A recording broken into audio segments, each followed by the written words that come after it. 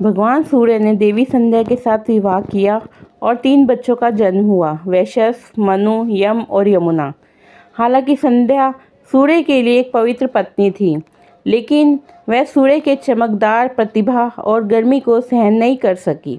इसलिए वह सूर्य की प्रतिभा का सामना करने के लिए आवश्यक शक्ति हासिल करने के लिए तपस्या करने की इच्छा भी रखती थी, या अपनी तपस्या के परिणाम स्वरूप हासिल की गई अपनी प्रतिभा को भी आगे बढ़ाना चाहती थी।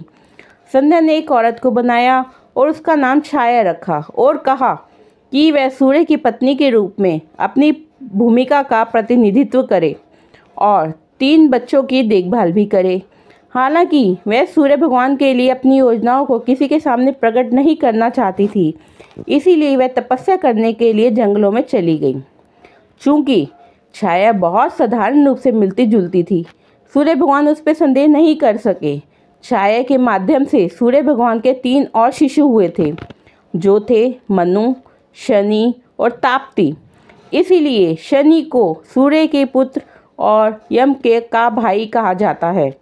जब शनि छाया के गर्भ में थे, उसने भगवान शिव को प्रसन्न करने के लिए चमकदार सूर्य के नीचे एक गंभीर तपस्या की। चूँकि वह पूरी तरह से भगवान शिव की प्रार्थना और पूजा में डूब गई थी, दिव्य शक्ति गर्भ के भीतर बच्चे का पोषण करती थी, इसीलिए शनिदेव भगवान शिव को बहुत समर्पित थे। इसके अलावा जब छाया ने इतनी देर तक धधकते सूरज के नीचे तपस्या की थी, तो शनि गर्भ के अंदर काले रंग के हो गए थे। जैसे ही शनिदेव जन्म हुआ, सूर्य भगवान ने उनके रंग को देखकर तुच्छ जाना और इस बात पर संदेह किया कि क्या शनि का जन्म उनके पास हुआ था। नाराज हुए शनिदेव ने जब अपने पिता पर नाराज नज़र डाली, तो शनिदेव की शक्ति के कारण सूर्य भी काले रंग के झुलस गए थे।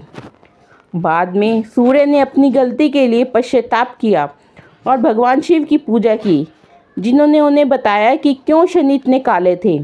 इस बात के पीछे सच्चाई को जानने के बाद सूर्य भगवान अपने पुत्र शनिदेव के साथ खुश थे और वे एक दूसरे को बेहतर समझने लगे। शनिदेव भगवान शिव के एक प्रेरक शिष्य बन गए और सभी ज्ञान उनसे सीख लिए। शिव शनिदेव की भक्ति और ईमानदारी से बहुत प्रसन्न थे, इसलिए उन्होंने उन्हें पृथ्वी पर पैदा हुए जीवन पर उन्हें महत्वपूर्ण ग्रह का स्थान दिया। उन्हें लोगों द्वारा किए गए कर्मों के प्रभाव को वितरित करने की जिम्मेदारी दी गई थी। शनिदेव बेहद उदार भगवान हैं। हालांकि कई लोग उन्हें क्रूर रूप से देखते हैं। वह अपने भाई यम की तरह इतने न्यायप्रिय हैं, इसलिए वे लोगों द्वारा किए गए कार्यों के अनुरूप सही प्रकार के परिणाम प्रदान करते हैं। अच्छे कर्मों के साथ शनिदेव की प्रार्थना करने से उनके आशीर्वाद प्राप्त होंगे और पीड़ित लोगों को कम भुगतान करना पड़ेगा।